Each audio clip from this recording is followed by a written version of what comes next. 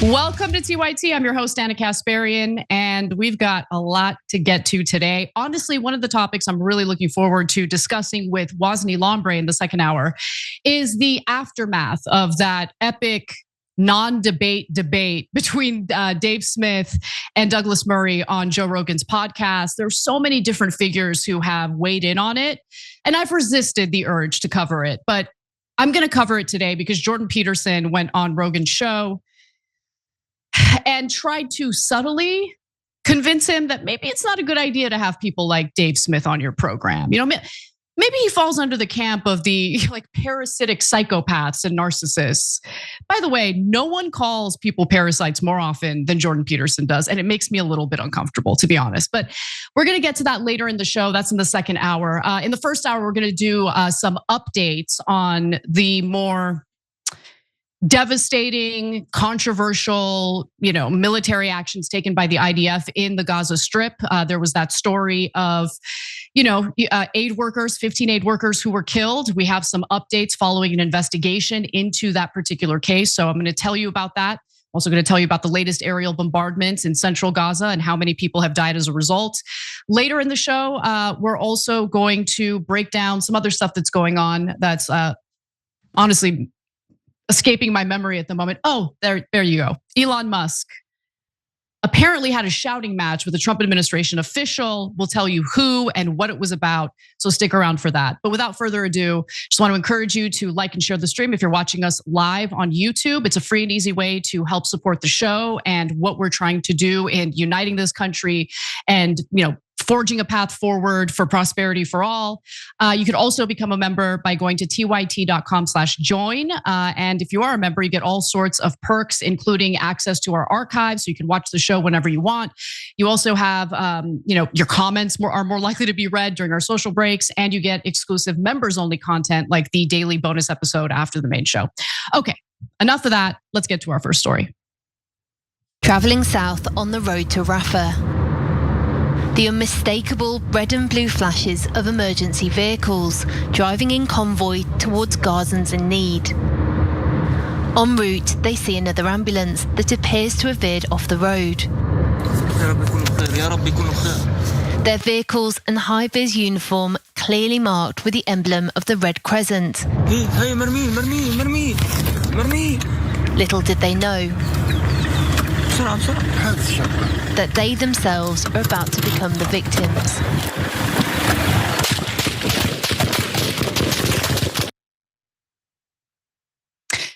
We're now learning more about the horrifying attack by the IDF against 15 aid workers in Gaza who were killed. Now, in the video that we just showed you, you could see that the aid workers were obviously aid workers. You can see the ambulance trucks with their bright flashing lights. But nonetheless, through an investigation that's been reported by Haaretz, we have learned that the IDF was very much behind this attack. And more importantly, they are, lying about, their involvement for one. But any claim that this was a mistake or an accident, I think has been dispelled by this investigation. So let's get to the details. Before we get into what this investigation uncovered, which by the way includes gunshots at point blank range and a mass grave, here's an overview of what happened that night when 15 aid workers were killed in Gaza. The video of apparent relentless Israeli fire continues for 5 minutes as the paramedic filming prays for mercy. يما سامحيني يما هذه هي الطريقة اللي اخترتها يما إني أساعد الناس سامحيني يما. For nearly 2 weeks, Israel has denied the apparent reality, claiming they opened fire on suspicious vehicles advancing towards them without headlights or emergency signals. The footage appears to directly contradict their version of events. It was discovered on a phone buried with the paramedic in a shallow mass grave, along with 14 of his colleagues and their vehicles. The Palestine Red Crescent Society said he'd been shot in the head. This devastating incident represents the single most deadly attack on Red Cross Red Crescent workers anywhere in the world since 2017. These dedicated ambulance workers were responding to wounded people. They were humanitarians. They wore emblems that should have been protected. Their ambulances were clearly marked and they should have returned to the families. They did not. You know, I would really appreciate if public figures, so-called intellectuals like Douglas Murray, were actually forced to contend with details of stories like the one that we're talking about right now, instead of diverting a debate into a ridiculous discussion about whether or not someone is able to comment on stuff like this when they're not an expert or when they've never been there with a Israeli escort showing them the way, leading the way. We're gonna get to Douglas Murray later on in the show. Okay, so let's hold off on that. But for now, a summary of the IDF's probe into the incident was published last week, and they lied, which shouldn't be surprising because they lie all the time. The IDF General Staff investigation found that in 3 separate incidents, the force mistakenly fired on ambulances and a UN vehicle, frequently deviating from orders. The public summary of the investigation rejected claims that the workers were bound and executed and stated that the forces did not fire indiscriminately. Now, that last line, I want you to take it in because that's the biggest lie, that the IDF did not fire indiscriminately. They did. So this expose was done by Israeli newspaper Haaretz, as I mentioned earlier, and it revealed that it was much worse than what the IDF was admitting to. Here's what actually happened. On the night of March 23rd and into the 24th, the IDF was actually preparing for a surprise assault on the Tel al-Sultan district of Rafah. Okay, so that's on the southern end of the Rafah Strip, where they suspected Hamas militants were reorganizing after the brief ceasefire.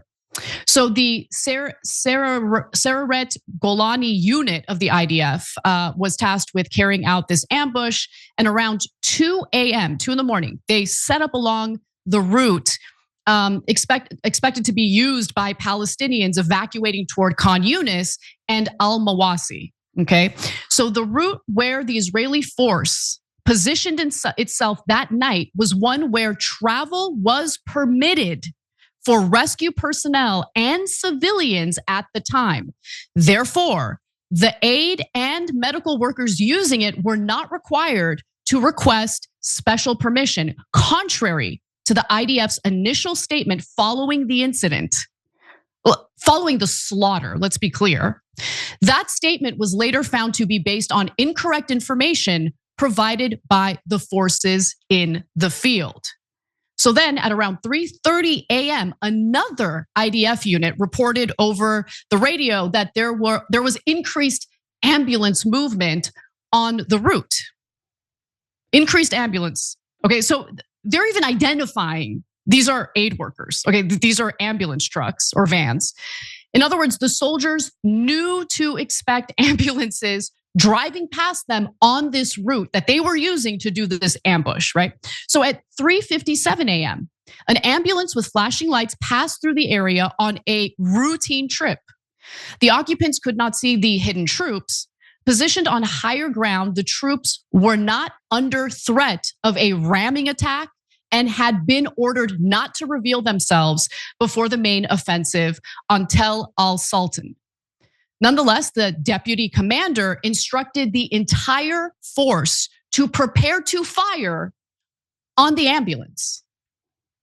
That was the order. And as the ambulance was about to pass by, the soldiers did just that. They start firing at the ambulance. They charged toward the vehicle while shooting, killing 2 aid workers and detaining another person. So the soldiers turned off the ambulance and its lights, concealed the bodies, and returned to their original position. But it's not over yet. There's more. It gets worse. At 5:06 a.m., a convoy of rescue workers, including ambulances and fire trucks, traveled along the route. All the vehicles had their lights on and flashing. And as you can see in the recovered video, it was dark out. Now, usually when it's dark, it's difficult to see, but you know what it's not what's not hard to see when it's dark? An ambulance truck with flashing lights. You can see it clearly. You can identify it. We all know what that looks like. The IDF knows what that looks like. You're seeing it with your own two eyes right now as we speak, if you're watching the video version of the show. So the convoy stopped near the attacked vehicle, and medical teams disembarked to move towards the bodies. The medical personnel wore fluorescent vests and kept their identification lights on along with the sirens to make their presence clear, fearing they might be targeted by the IDF. So let's just pause for a second. I understand their reasoning. Let's make it abundantly clear we're aid workers, so the IDF doesn't mistake us for Hamas militants, and we won't, be a target. Except how many stories have we shared with you all on this show, as reported by Israeli sources, by the way, Haaretz is an Israeli source, in which ambulance workers, humanitarian aid workers, were intentionally targeted by the IDF? How many times have we shared stories like that? So think about how insanely brave one must have to be in order to work as an aid worker, as someone who's willing to deliver humanitarian aid. Think about the balls it takes to do that in the Gaza Strip, knowing full well the IDF can just attack you, kill you, bury you in a shallow grave. And then if anyone asks any questions about it, they can just deny it. And then after there's an investigation, they'll be like, oh yeah, oops. Maybe one person will be let go from the military, from the IDF, but that's it. And then the vicious cycle happens all over again and again and again and again. And when we're talking about the Palestinian people in the Gaza Strip, they're trapped. This is an asymmetrical war being waged on a group of people in a tiny strip of land in which they have no escape route, they have nowhere to go, they have no real military protecting them. I mean, just think about that. Israel right now is being supported by the top military superpower in the world, the United States, with heavy weaponry, with 2,000-pound bombs. You think Hamas has 2,000-pound bombs? It's disgusting. It's absolutely disgusting. This is not about rooting out Hamas. As the convoy stopped, the deputy battalion commander ordered the force to open fire on the vehicles. So remember, there's the first attack. Then an ambulance shows up and tries to provide aid to, the bodies that they see. And then those workers, those responders end up getting attacked as well. Haaretz reports that the distance between the convoy and the soldiers was just between 20 and 30 meters. So it's not like they were off at a distance and it was difficult to decipher, are these enemies or are these, ambulance workers or humanitarian aid workers? No, it was very clear. So the soldiers reached the aid team within seconds and fired continuously for approximately 3.5 minutes. And it gets even worse if you can believe it. The soldiers reloaded their magazines and kept shooting even after it was clear that no return fire was coming from the other side. And despite the cries of the aid workers who tried to identify themselves, thinking that maybe identifying ourselves would, lead to some mercy from the IDF, but the IDF knew who they were. So some of the aid workers attempted to flee, but by the end of the 3.5 minutes, 12 of them had been killed. And incredibly, the soldiers still weren't done killing people. About 12 minutes after the previous assault ended, a UN vehicle with an UNRWA worker arrived. The vehicle approached with its lights on, seemingly attempting to signal its presence to the IDF force at the scene. The UN worker did not leave the vehicle or approach the soldiers, but the deputy battalion commander decided to fire at the vehicle. Joined by one of the soldiers, they killed the UN worker. I mean, when you hear the far-right government of Israel or members within that government literally refer to humanitarian aid workers with the UN as terrorists, as members of Hamas, you think they're making those statements by accident? Or could it be that they do that intentionally to dehumanize humanitarian aid workers, to dehumanize anyone associated with the United Nations? Because the Israeli government despises the UN. Let's be clear about that. Why do they despise the UN? Because sometimes the UN will have member countries speak out against the way Israel's prosecuting this war in Gaza.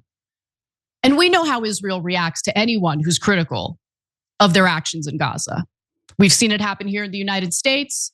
The UN knows what kind of treatment they'll get as well.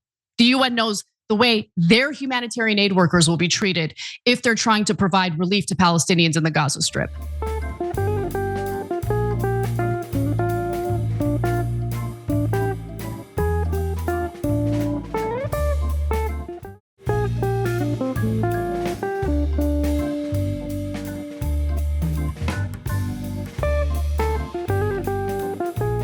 So the brigade commander instructed the unit to hide all the dead bodies in the ground and to bury and crush the ambulances. The following morning, they gave international organizations the location of where the bodies had been hidden so they could retrieve them. Of course, the IDF unit responsible for the killings claimed that they thought they were in danger. Right. Despite the fact that the ambulance workers likely hadn't even seen them, considering their positioning. Remember, they were positioned to do an ambush. So the ambulance workers had no idea they were there. The IDF's investigation determined after the fact that 6 of the 15 killed workers were Hamas members, but whatever evidence they have for that is unclear. And I'm gonna go ahead and make a bold prediction and say they don't have any. Now, following the incident, the deputy battalion commander who led the attack was dismissed from the IDF for professional failures. He should be in prison for the rest of his life. Okay, he is responsible for the slaughter of innocent people. He should be in prison for the rest of his life. He robbed innocent people of their lives. And I know that this happens every day in Gaza to the point where a lot of people are just desensitized to it at this point. But at what point are we gonna get any justice for the innocent lives that have been slaughtered by members of the IDF? This wasn't just simply a professional failure. This was an intentional slaughter.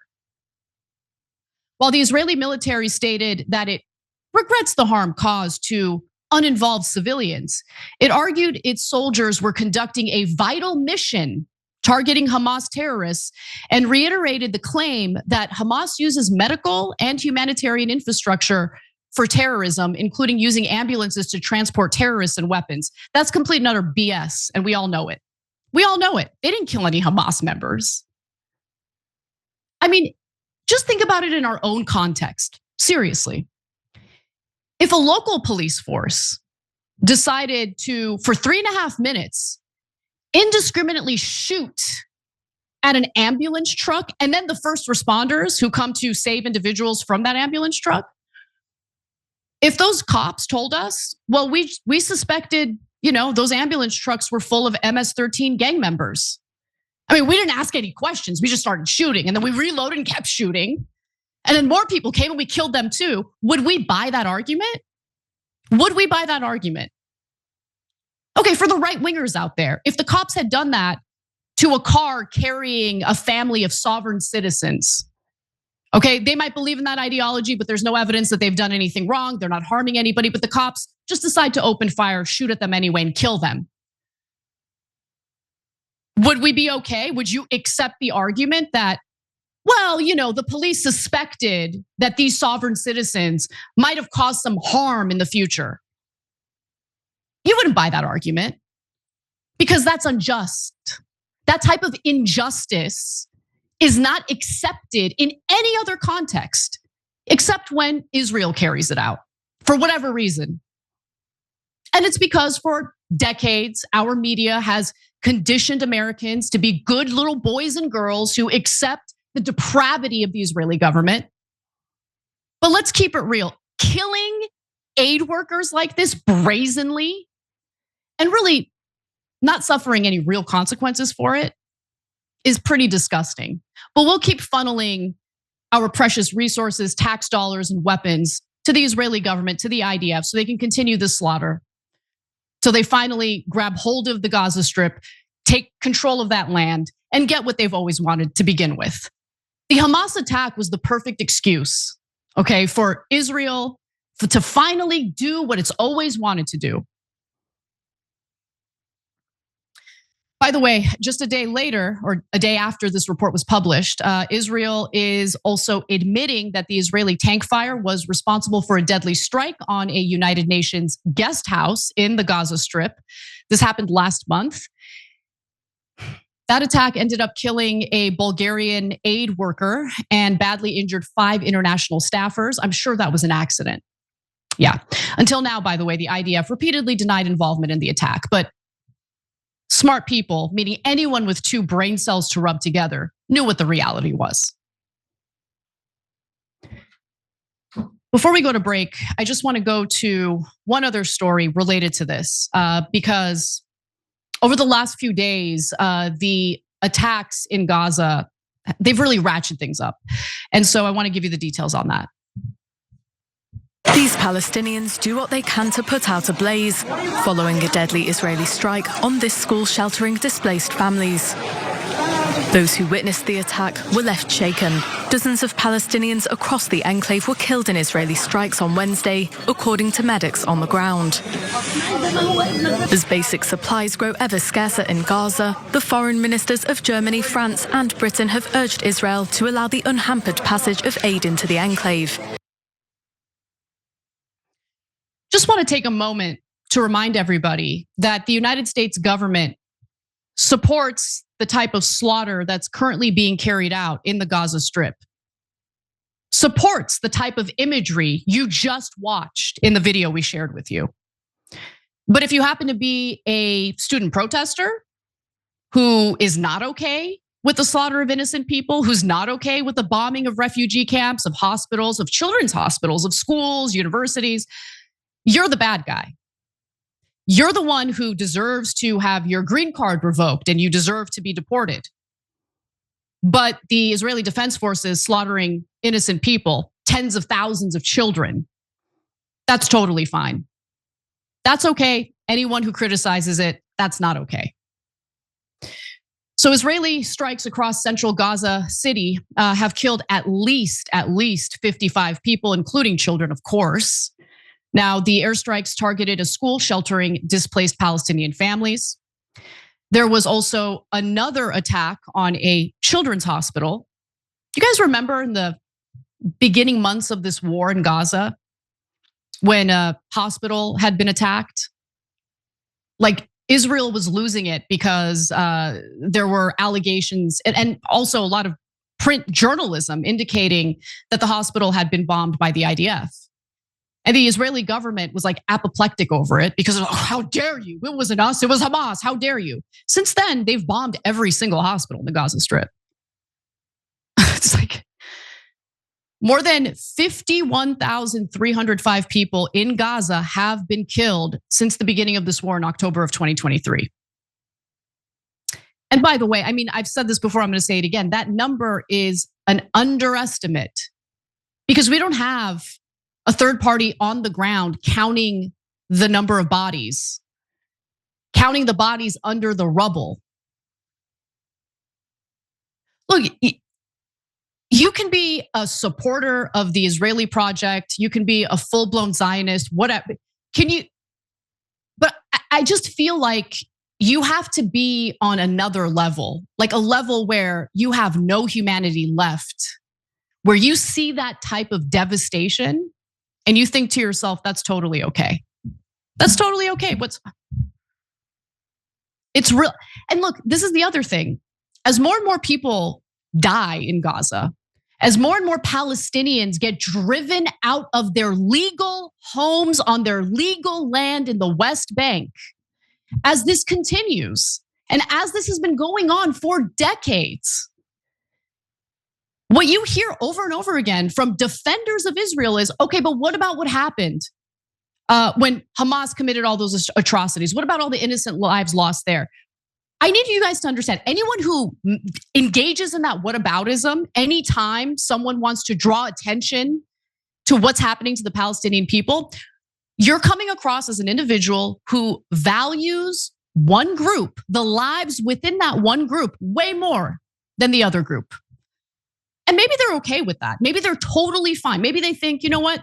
We have so fully dehumanized Palestinian people that we literally don't care that tens of thousands of children, women, elderly people, innocent people who have been trapped in that strip of land, we don't care if they've been slaughtered. We don't give a damn. It's us versus them. We don't care about their lives. We don't care about their suffering. We don't care about their pain.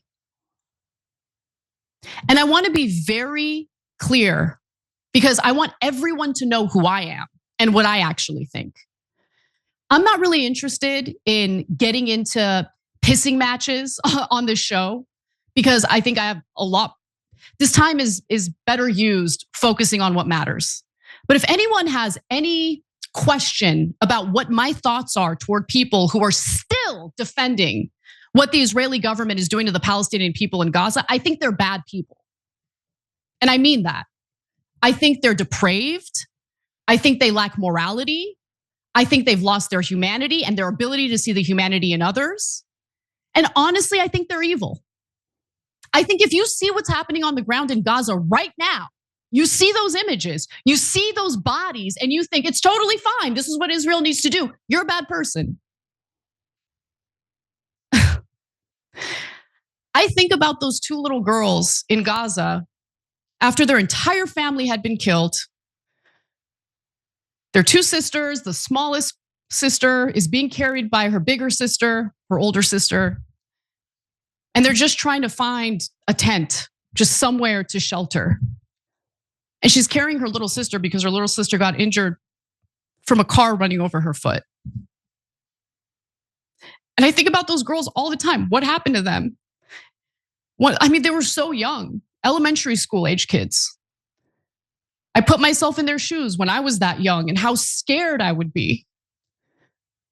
The reason why we talk about this is because we as Americans are funding it. Enough is enough. Enough is enough. And it doesn't matter which party is in charge. Whatever Israel wants, they get. Doesn't matter how many kids die, doesn't matter how many innocent people get killed. Today is April 24th. It's the day that Armenians commemorate the Armenian genocide. So if anyone has any problem with anything I had to say in this last segment, either because I talk about Gaza too much or because I called those who are okay with what Israel is currently doing evil, yeah, you can go F off. Seriously, go watch another show. Go tell yourself cute little stories about how this is okay. It's not okay. It's disgusting. And I feel shame about it every single day. We got to take a break. We'll be right back.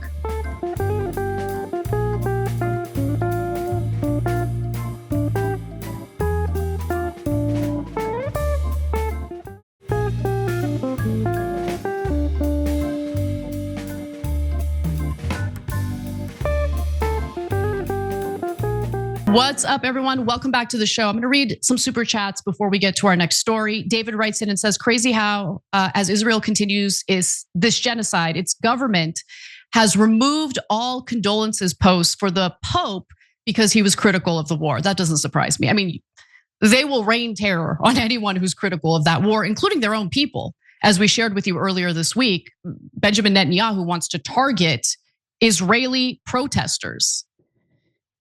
The Stinky Stocking Full of Lies says, I'm rooting for Rebellion PAC and David Hogg. We need new leadership. Well, we're actually going to cover how the Democratic establishment is responding to David Hogg later in the show. I wish I could say I was surprised, but just hold. I'll share the details soon. And In Guns We Trust says, wonderful reporting, Anna. So proud of you. And thank you for your work. You're an inspiration to me and so many. God bless you and keep up the amazing work. You know, my mom's doctor is Palestinian. And I don't know. Palestinians, they've helped my family in so many different ways. And it's just, I hate how powerless I feel. And I'm sure a lot of Americans feel, especially when it comes to this one issue. It's like you have no party to turn to that is aligned with what we want here, which is to see the humanity in everyone. I don't want to rain terror on Israelis, okay? I don't want anything bad to happen to Israelis. But the anger that I felt after October 7th, when innocent people were slaughtered, is the anger I feel every single day as that same behavior, those same atrocities are being committed by the IDF against the Palestinian people. Those are my morals. Those are my morals. I don't believe in dehumanizing anyone, but here we are. An entire group of people, the Palestinian people, dehumanized by the Israeli government for sure, but obviously with the help of the United States. All right, so let's fast forward to what's happening here in the US. No search warrant was provided.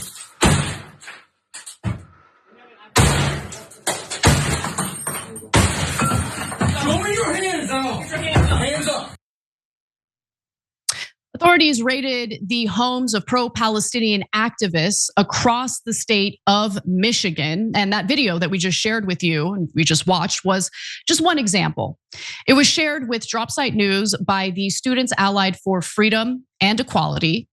And for all of those American citizens who were, happy to sit by and watch green card holders get their green cards revoked because they had the audacity to write an op-ed that was critical of Israel. For all those people who thought nothing's gonna happen to American citizens, it's just those, visa holders, those PhD students who had green cards, who cares about them? Yeah. Their free speech rights were violated, but the government's not gonna violate our free speech rights. We're American citizens, right? This happened to American citizens. Yeah. So let's give you some details. The FBI, along with local and state law enforcement, were involved in the raids. The Attorney General's office clarified immigration officers were not involved and all were American citizens. These are American citizens who are student protesters. That's who was targeted here. So the AG's office in Michigan stated that these raids did not pertain to on-campus protest activity. No. That's not what this was about. It was rather a multi-jurisdictional investigation into vandalism. I live in Los Angeles. Vandalism happens in broad daylight, all day, every day. You will literally see a guy take a spray can out of his baggy jeans and spray paint the wall with his nonsense. His home ain't getting raided, okay? So I don't believe that this is about vandalism because the way these raids were carried out were suspicious. No evidence was presented. And by the way, no one ended up getting arrested for any reason. Seems like these students were being sent a message, if you will, but nonetheless, Dropsite News also reported on this. They say Ann Arbor police told Dropsite News contributor they participated in the April 23rd raids as part of a multi-jurisdictional investigation led by the Michigan Attorney General's office, adding the probe concerns reported crimes committed in the city of Ann Arbor as well as other jurisdictions. The department clarified this investigation is not related to immigration enforcement. We're just terrorizing American citizens who are critical of the Israeli government. And we're accusing them of vandalism, although we're not being specific with those allegations. And the warrants for these raids are very vague, very vague. So the AG, Dana Nessel, has not provided any specific details about the alleged vandalism that they think justifies these types of raids. The Ann Arbor Police Department added that the investigation concerns reported crimes committed in the city of Ann Arbor as well as other jurisdictions. Super vague, super vague. I'm sorry, let's just pause. In order to justify the authorities breaking your freaking door down in order to do a raid, I think the explanation needs to be a little more specific. We're talking about American citizens here. So Liz Jacob, who's the lawyer representing the students who were targeted, says the following: we've done a lot of work with these students. To our knowledge, there is no vandalism. We have no idea what this is about. What I've seen reported in other places is some kind of claim of multi-jurisdictional vandalism. which seems like a pretty flimsy pretext to send FBI agents, state police and local police to the homes of young people. Where's Gretchen Whitmer? Where's the Gretch? You know, the heroic Democrat who might have a future as the next president of the United States. Where are you at, girl? You're okay with this? You're okay with the feds terrorizing students in your state on flimsy allegations with no evidence being presented? No arrests have been made? The Democrats are pathetic, man. Look, I've got no love for the Republican Party, but on this issue, both parties are garbage, absolute garbage. A real leader would stick up for Americans in this case. That's what a real leader does. They don't cave. They don't hide in their office, hoping that they don't, cause a stir that might hurt them in their presidential run in the future. They lead. They're strong. They fight for what's right. But I'm not seeing any of that from any Democrats, with a few exceptions, to be honest. So the way these raids were carried out was super suspicious. There was no reason noted in the search warrants for the underlying probable cause that the warrants were based on. They weren't charged with any criminal charges that they were being investigated for. That was a statement from the lawyer. In addition to that, Tahrir Coalition told Dropsite News that officers refused to present warrants at one of the sites that they raided. They, meaning law enforcement, were looking for red and black paint. They were looking for electronic devices, and they were looking for any kind of communication materials that any kind of individuals had. The lawyer also says that several people were detained briefly, but no arrests were made. So that's what's currently happening to American citizens.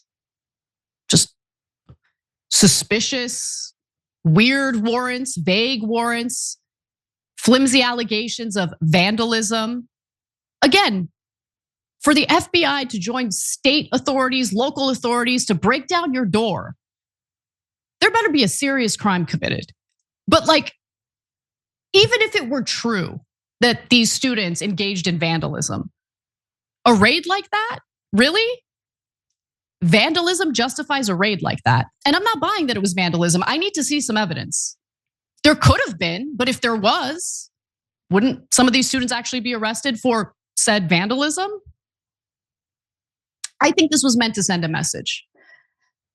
So she also says that several people were detained, not arrested. And that's happening to American citizens. But I want you to remember that this has been going on. Maybe not in regard to American citizens, but it's certainly something that student visa holders have been dealing with, green card holders have been dealing with. We can't forget about Rumiesa Ozturk, who was a doctoral student at Tufts University. And she was arrested in broad daylight for what reason? She co-wrote an op-ed for the student newspaper that was critical of how Israel is carrying out this war in Gaza. And a lot of people made justifications for that. Well, I mean, if we're gonna set this tone, better be real careful. Honestly, it's incredible to me that people are okay with this. Now, let's see what Trump loyalist Charlie Kirk has to say about what happened to Ozturk. He's getting some props for this. Let's see if he deserves it. Deporting somebody because they wrote an op-ed critical of Israel, I think that's probably in the gray area.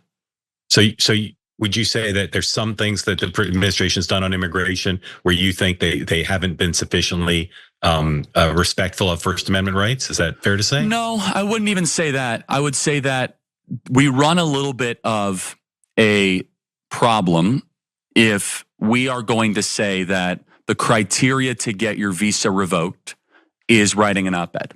Now, that might be an exaggeration by somebody. Yeah. Right. But if the op-ed was not even critical of America, which it was critical of a foreign country. So why is this a gray area, Charlie? Why is this a gray area? It's not a gray area.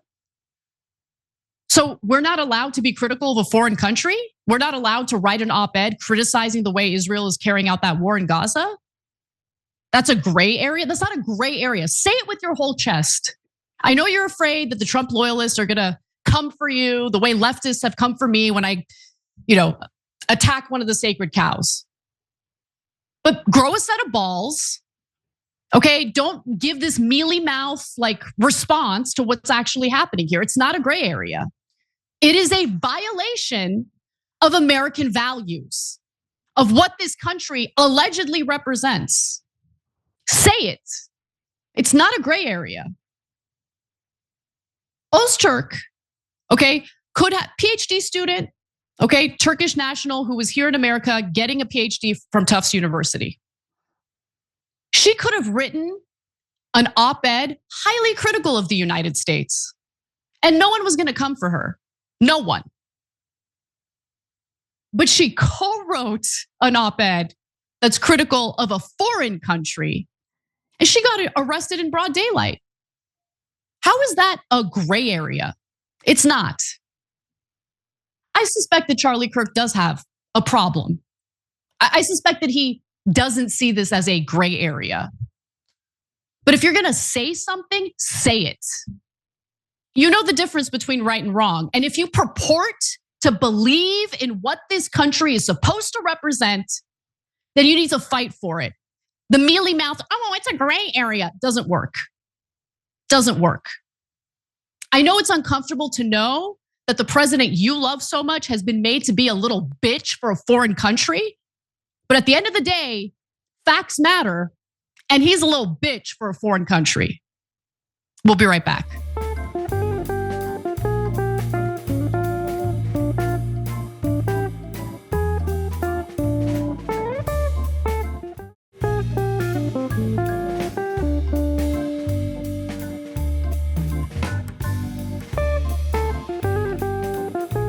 All right, I'm going to read a comment from History Speaks, who I have a lot of respect for, but I disagree, and I need to clarify this because it's infuriating. Look, I'm not a fan of Brianna Wu because of the fact that she is vocal and incredibly supportive of Israel's genocide on the Palestinian people. Okay, you guys wanted it, I said it. I didn't want to get mired in the muck of this, but I don't support her. I want nothing to do with her because, again, like the stuff that I've heard her say is just so beyond the pale and disgusting. That's how I feel. Now, Brianna Wu is not my colleague. I do not work with her. I work for TYT. TYT is separate from any political project that Cenk might want to do. Cenk might promote his political projects on TYT, but I have nothing to do with those projects. I have no say in those projects. And I want to preference the comment I'm about to read from History Speaks by saying what I just said. So he says, cancel culture amounted to ruining careers of people who disagreed with dumb woke cultural dogmas. I would know a thing or two about that. Brianna Wu is different, supports genocide in Gaza, and TYT is putting Wu in a technical, apolitical role, is not putting her in a technical, apolitical role, but a political leadership position, unacceptable. TYT is not doing anything like that.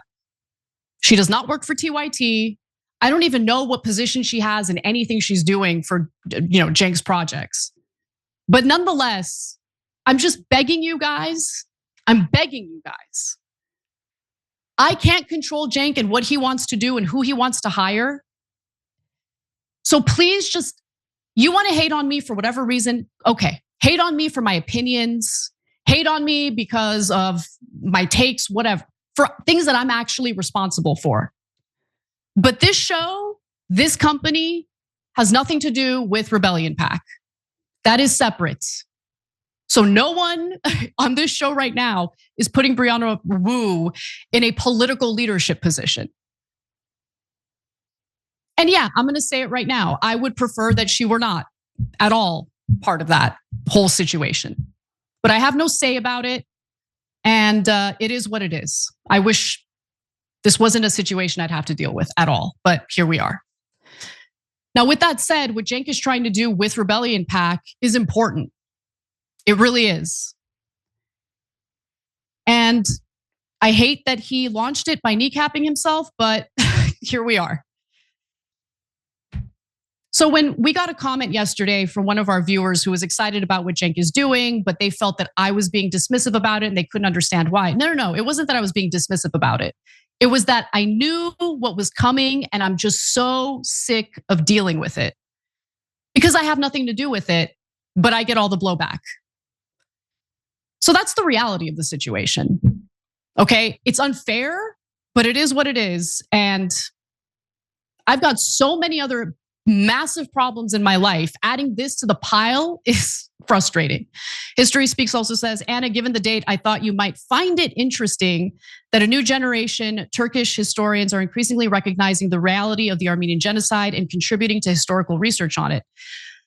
Listen, despite what the Turkish government did to the Armenian people, over a century ago,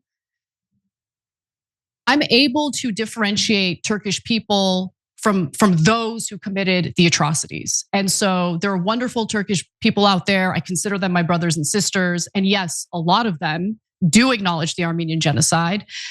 And I'm happy that, the tide has kind of begun to turn on, the historical revisionism that Armenians have had to stomach for so long. The genocide happened, and the acknowledgement really does matter. All right, let's get to one more story before we bring Waz in. One other person I want to ask you about is Scott Bessent, who I first, as a sometime Steve Bannon's War Room listener, that's where I first discovered Bessent. I wonder, he reportedly just today had a huge, maybe physical blowout with Elon Musk in the West Wing. What should people know about him? First off, he's a safe pair of hands. If Howard Lutnick had been Secretary of the Treasury, it'd been an unmitigated disaster. Okay, unmitigated disaster. And this is about people putting their own interests first, like Elon, versus putting the nation's interests first. Elon Musk is leaving the Trump White House, and it looks like his inability to get along with folks within the administration is maybe one of the factors behind his decision to move on and focus on Tesla. So in fact, Axios is reporting that Elon Musk and the Treasury Secretary, Scott Bessent, got into a pretty fiery shouting match. Now, what was this all about? Well, the bad blood allegedly kicked off during Trump's transition to the White House. Now, during this time, he's tapping various individuals to serve in his cabinet. And Musk was lobbying pretty hard for Howard Lutnick to be Treasury Secretary. But Trump ultimately went with Bessent and tapped Lutnick to be the Commerce Secretary. Then the clashes over staffing really started to heat up. So according to an ally to Scott Bessent, Scott can't stand Musk. That goes pretty deep and pretty far back, but he's acting like a grown-up about it. And look, he does seem pretty even-keeled most times. Like, I haven't really seen him fired up or irrationally angry or anything like that. He doesn't really engage publicly the way that Elon Musk does, but everyone has their tipping point. So last week, Trump appointed longtime IRS agent Gary Shapley as the interim head of the IRS. Now, he made that decision after Melanie Cross decided to resign from the IRS. This followed, the gutting of the IRS under the Trump administration. However, Shapley was appointed because Elon Musk specifically wanted him in that role. But here's the problem. The person who's supposed to make that decision, ultimately, of course, it's Donald Trump, but the recommendations are supposed to come from the Treasury Secretary, not from Elon Musk. And so Musk's Department of Government Efficiency pushed this appointment through the White House channels, and Scott Bessent was not happy about it. He was furious. So Bessent had complained to Trump this week that Musk had done an end run around him to get Shapley installed as the interim head of the IRS, even though the tax collection agency reports to Bessent, the people familiar with the situation said. So after getting Trump's approval, Bessent was able to reverse the decision to hire Shapley. So in the end, Musk didn't end up getting what he wanted because of the fact that the Treasury Secretary made such a big deal about this. He wanted his deputy, a guy named Michael Falkender, to be the acting leader of the IRS. But then things devolved even further, if you can believe it. So during a meeting last Thursday, Bessent confronted Musk head on, and apparently the F-bombs started to drop. So Bessent criticized Musk for over-promising and under-delivering budget cuts with Doge. Musk clapped back. Are we ever going to retire that? Is the clapped back thing just here to stay? I mean, I feel like there's always trends, but they're around for a year, maybe half a year. Clap back is just, it's like herpes. It's here to stay. It's never going to go away. You'll never be cured of it. Clap back by calling Bessent a Soros agent and accusing him of having run a failed hedge fund. Two sources who overheard the argument recalled that at one point, Bessent yelled, "F you," and Musk replied, "Say it louder." And I mean, look, it just really did devolve to pretty embarrassing levels. It was two billionaire middle-aged men thinking it was WWE in the hall of the West Wing. And according to other witnesses, both of which spoke to Axios, they were not physical in the Oval, but the president saw it, and then they carried it down the hall. And that's when they did it again. A second witness told Axios, "It was quite a scene. It was loud, and I mean loud." So these two hate each other, clearly.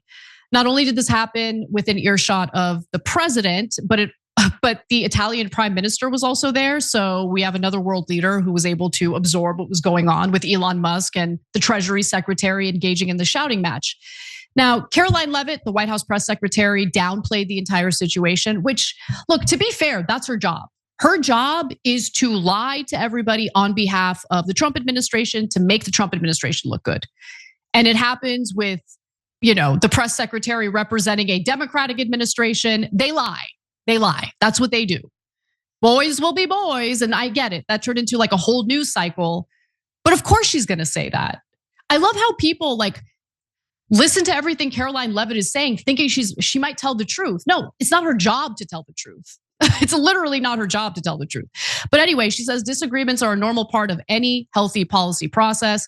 And ultimately, everyone knows they serve at the pleasure of President Trump. So that wasn't even really saying anything. So in the 3 months Elon has been in the government, he's gotten into tiffs with Marco Rubio, Sean Duffy, Peter Navarro, stating that they were all incompetent, they're all liars, all hail the grand Elon Musk, the all-knowing, the wonderful, the best, he's the most competent. Okay. And overall, he's kind of become a headache for pretty much every White House aide, political appointee, and federal employee. For instance, one person says, this is a Trump appointee who spoke to the Washington Post. "I like what Doge stands for. I don't like how they've done it," said one Trump appointee who spoke on the condition of anonymity to describe candid frustrations with Musk's operation. The official compared Doge to overly aggressive chemotherapy, invoking a line attributed to Musk about one of his deputies, praising the team for combating the federal bureaucracy, but saying the unintended consequences have been deeply harmful. They got rid of the cancer and a lot of the healthy cells too. I disagree. I think the cancer is still very much part of what we see in Washington. Let's take a break. When we come back, Wosny Lombre joins me for the second hour of the show. Don't miss it.